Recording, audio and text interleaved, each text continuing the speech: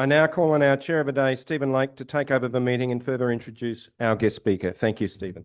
Thanks, Philip. I'm sure everybody here is cognizant that Saturday is Anzac Day and we're acknowledging it today in our meeting. I'd like to see more people with badges on, please. This is a tradition. We should all have a badge. They can be bought for $1, $20, $50, whatever you want to pay, but it really helps. So today we've got an appropriate speaker. It's my real pleasure to introduce Don Farrands KC.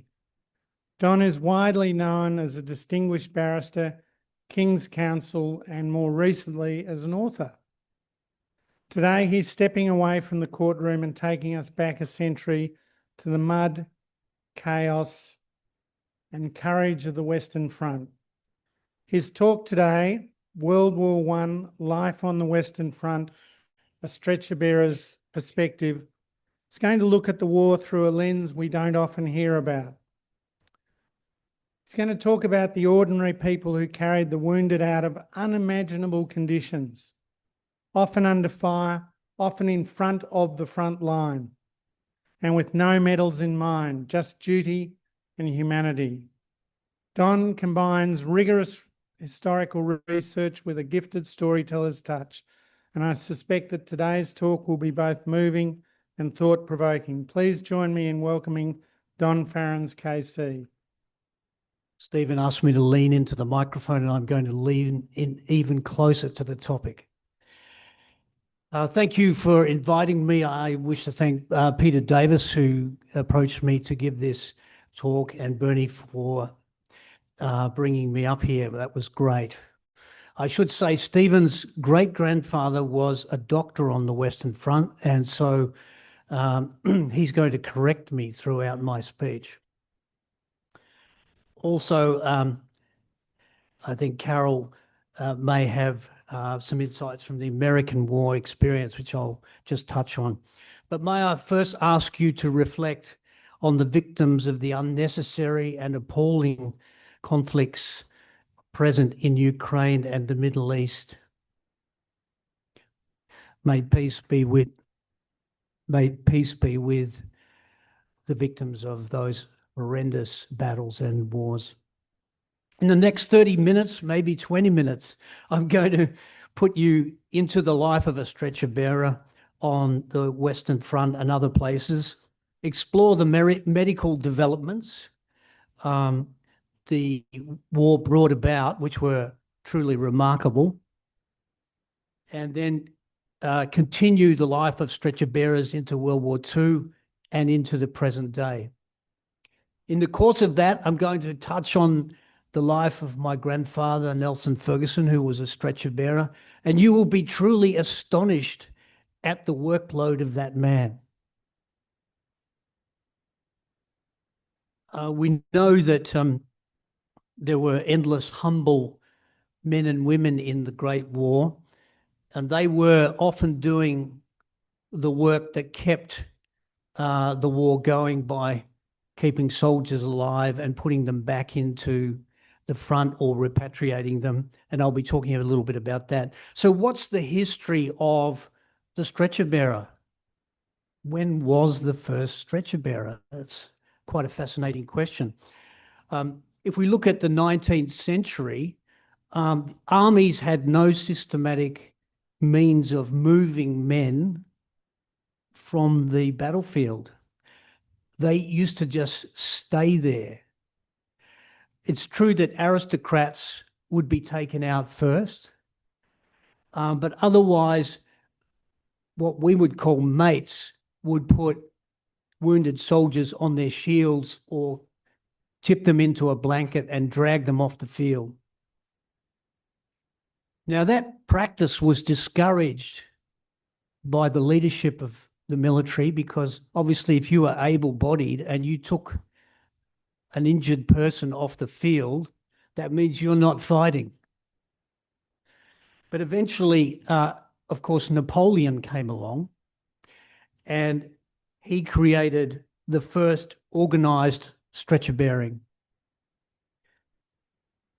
Now, bandsmen, even in the Napoleonic days, were the first people to be regarded as appropriate for stretcher bearing. Can anybody tell me why that would be? Musicians. Well, exactly. It is hard to play on the front, but you're not really normally doing that. But equally, they were generally the only people who could read and write because they could read music. But who didn't get to do that? The answer is the drummers. They had to keep going. They had to keep working on the drums to keep the soldiers going forward. Later in the Crimean and American Civil Wars, Carl, they used donkeys and mules. And believe it or not, the mule would have a chair put on each side of it. And the injured man would be put into the chair strapped. And then the mule would take the injured person back rather than a person. But by 1915, the Australian and the British armies had sorted themselves out, and they had a regulation stretcher. It was 2.3 metres long and 60 centimetres wide, and that dimension didn't change for the entire war. In terms of numbers, we know that 60,000 Australian soldiers died in World War I, and we know that 155,000 were injured. Now, what percentage do you think of the injured men ended up on a stretcher? Any thoughts? Give me a number. 30%, which is pretty high, really. There were two types of stretcher bearers. There was the regimental stretcher bearer and the ambulance stretcher bearer. Now, the regimental stretcher bearer was the person who went into battle in front of the line with stretchers, and he usually carried a pistol, and he would be part of the fighting unit, but he would also bring the men back. And they were required to return soldiers to what was known as the regimental aid post, which is just behind the front. And if the soldier wasn't particularly damaged, they just bandaged them up and put them back. But if they were significantly damaged, they would go back even further to advanced dressing stations, then to a casualty clearing station. And if they were unbelievably damaged, they would go to the general hospital. Australia had about three major hospitals quite a way back. To get from the aid post that I mentioned, that's when the ambulance stretcher bearer turns up. So the ambulance stretcher bearer is not in the front in the battle. He's taking the soldiers back to further protection and repair. But he's still taking all of the artillery fire, all of the machine gun fire, if it reaches that far. Now, the Australian ambulance stretcher bearer was part of the Australian Medical Corps and was not connected to the fighting unit. It was connected to the headquarters of the medical unit. So they were sort of out doing things and didn't have to take instruction directly from the relevant unit. Later on, I'm going to show you some fascinating pictures when I've finished, just to pull it all together. But you'll see that the stretcher bearers, they wore a red armband, and this protected them by reason of the Geneva Convention. Many stretcher bearers were shot because they were wearing that. And there's an image I'll show you later of stretcher bearers with a white flag, and that used to draw even more fire. Now, Bean in his records recorded that a stretcher bearer was likely to be of, quote, high education. which was my grandfather. He was an art teacher from Ballarat and a musician. He trained in England for a couple of months at Harfield Hospital and saw all the Western Front damaged men coming across the channel. And so he became quite expert in a lay sense of how to manage trauma. When he went to the Western Front, he joined Pompey Elliott's 15th Brigade. More on my grandfather later. Now, the stretcher bearers, they soon gained a reputation for courage, sacrifice, because wherever the brigade went, they went. And they saw industrial scale violence just as did the men who were fighting out in front. The conditions, of course, as you'll see in some of my images, are horrendous and involve mud and rain. And I'll mention a few things very briefly about my grandfather's war diary that demonstrates that. But essentially, the idea was you arrive, there's an injured man down there, he's probably hemorrhaging, and you apply dressings and other things. And there was no morphia in World War I, so the man was probably screaming. And you put him on the stretcher with your mate. My grandfather's mate was Pomp, and they had a mateship which lasted until the 1960s. And then you would take that person back to the casualty clearing station, and then he would be assessed by a medical doctor, probably Stephen's great-grandfather, and they would be assessed and triaged. And you may know this, but triaging came in via the Western Front. That was the first formal occasion where you triage. So if you take a step back for a moment, you say, well, so what are those stretcher bearers doing? Obviously, they're doing the immediate work of collecting men and seeking to repair them urgently. But what is the more fundamental work that they were doing? They were building the army's morale. Because if a soldier thought that, hey, if I'm out in no man's land and I get shot and somebody will come and get me, just maybe that's a culture of love and compassion. And so I will give my all. If the army is going to love me, I will put in for the army. Did the stretcher bearers receive recognition for their work? Question without notice, gentlemen and ladies.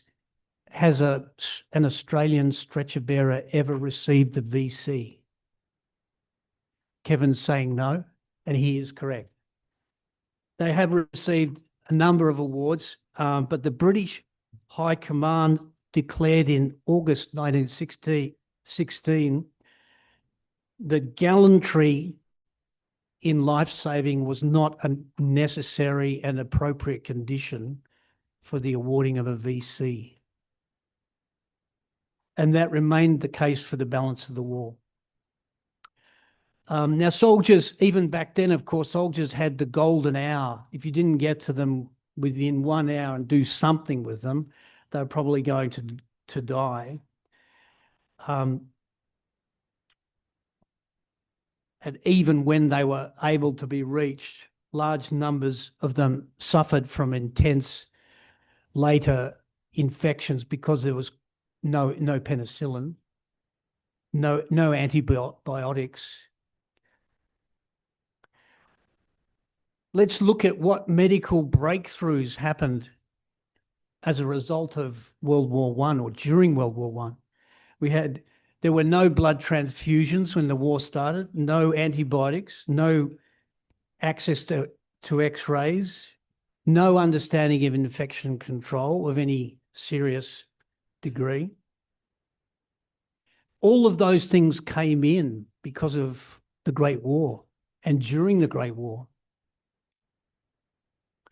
So during the First World War, the medical profession, including in Melbourne, got into high gear and they all gathered, and we had this revolution not only in medicine but in dentistry, hygiene. It all changed dramatically. And it was all directed at one thing: how do you keep the soldier out there? There were, by 1917, there were even blood banks on the Western Front. Now, did everybody know that? A Mr. Splint, who was an English doctor, he created the splint.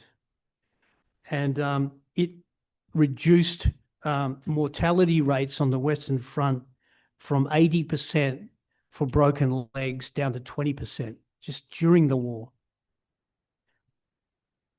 Chemical antiseptics were introduced, helping to combat infections. Now a little bit about my grandfather. So he was an art teacher in Ballarat in 1915. And as I said, he trained in England for 6 months in a hospital. And when he got to France in September 1916, they immediately trained him on what happens if he gets gassed. And they put him in a worked exercise. They built a trench and they filled it full of gas, and then they made him run into the trench with his gas mask to see how it all went. He then joined the 15th Field Ambulance as part of the Pompey Elliott 15th Brigade. And there he spent time with his mate Pomp, who I mentioned. Now, more than 80% of all casualties in World War I were sustained on the Western Front, and my grandfather spent 1916 and 1917 on the Western Front. In those battles, more than 100 out of 400 stretcher bearers were killed.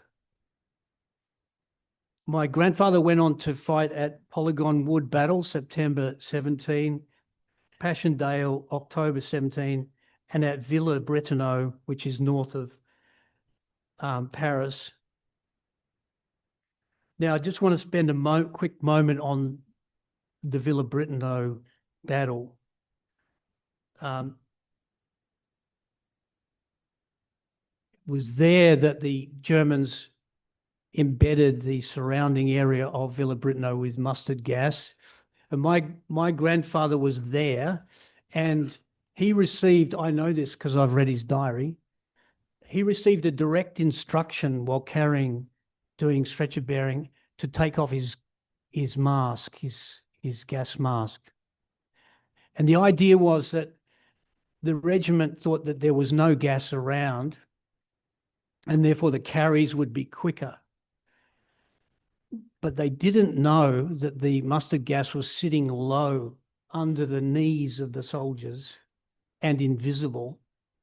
And the French wind came up, and all of a sudden that entire brigade, including my grandfather, were hit by the mustard gas. And he fell down and was unable to get himself back up. Now, in my book, I have the quote from his diary where that happens.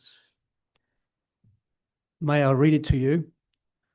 And this is on the 17th of April, 1918. Fritz opens with a heavy gas bombardment at 4:30. That's in the morning, going till 9 a.m. Chaps gassed everywhere in the village. That's Villa Bretonneux. We begin to feel it and begin to vomit badly. I went for relief, but was unable to get back. Very weak and wrenching all the time. Mara, my mate, brings Arthur on the stretcher and the rest assist to get us all out. Now at about 1 o'clock, a couple of hundred gassed are lying in the sunken road and we're awaiting transport. The motor then takes us to Albany, where Jack fixed up my belongings and bound up my eyes. And I was then taken to the MSD, where a doctor looked at me, fixed my eyes, and put chloroform mask on me. Seemed to wait there about 3 hours. Eventually, the vomiting stopped and they took me to the casualty clearing station.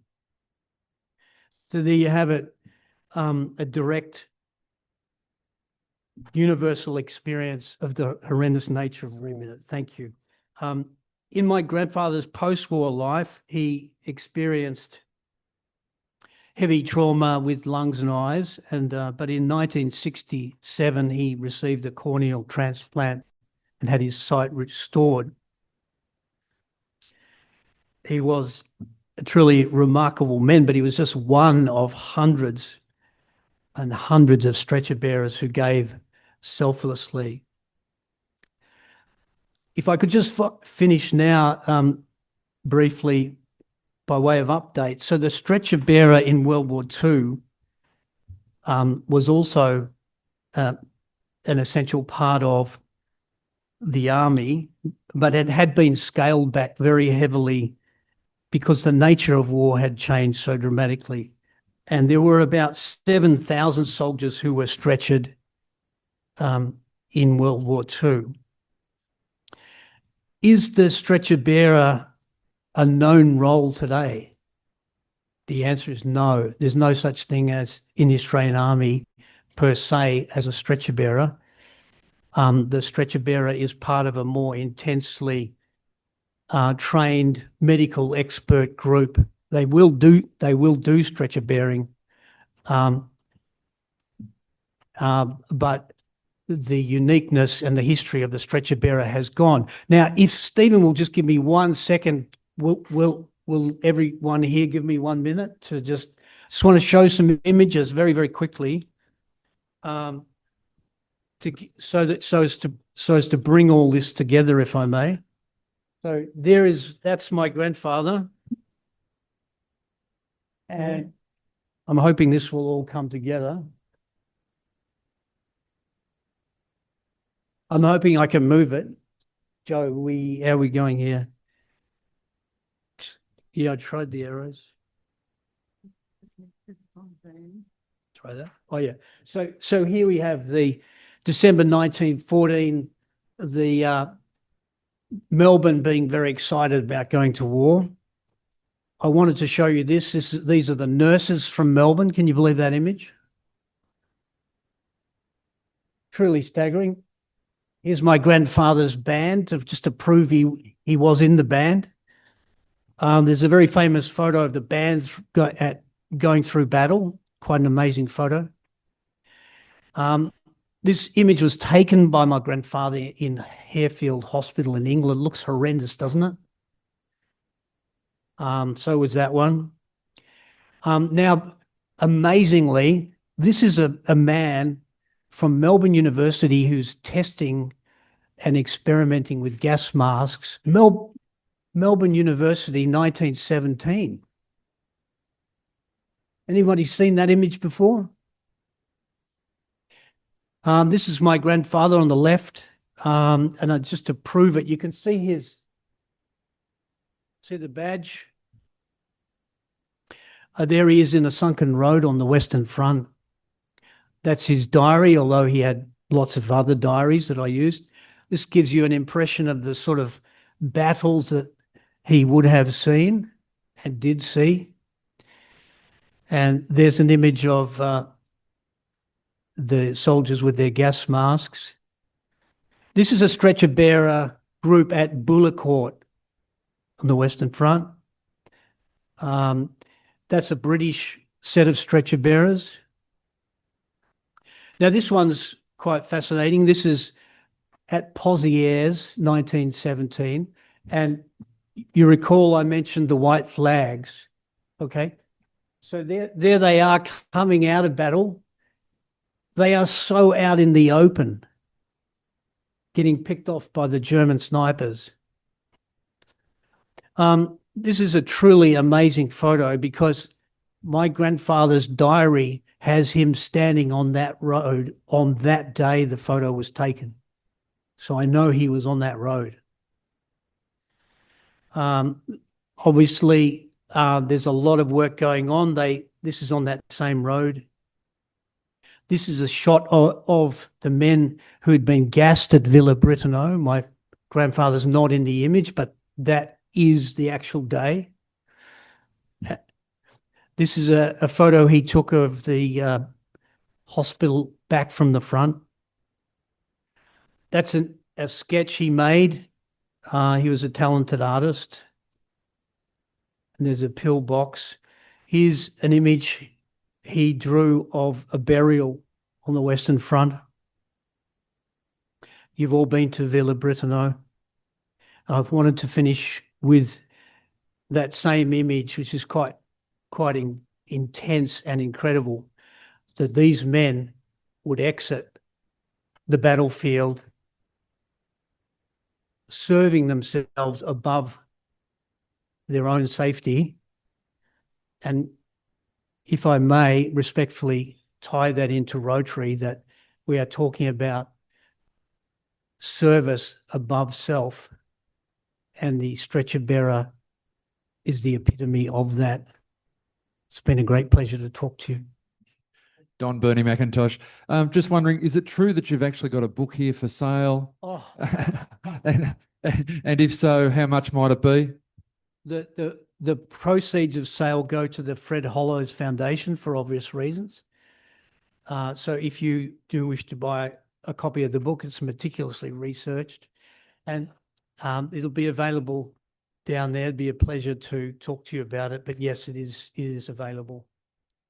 One last question. There's one. Please state your name.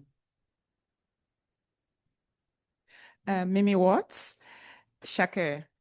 My question is in terms of what you've highlighted regarding the role of the stretcher bearers, which is something I've really not heard before, even being in the health space.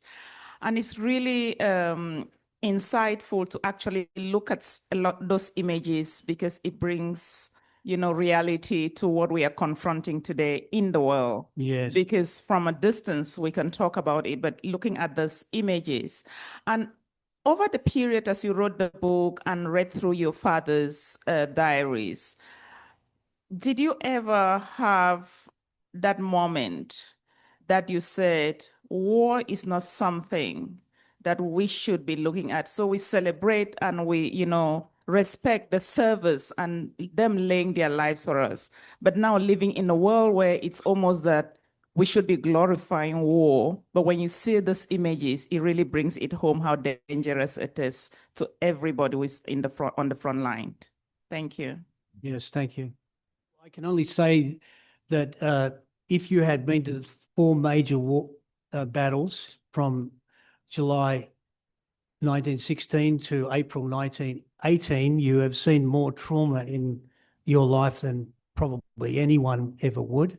And you know the horrendous nature of war. And you know that it is your obligation after war to do everything you can to prevent it. And my grandfather spent his entire life speaking about peace and advocating for the injustices of this world to be removed. And he was one of the great soldiers of peace, if I can use that phrase.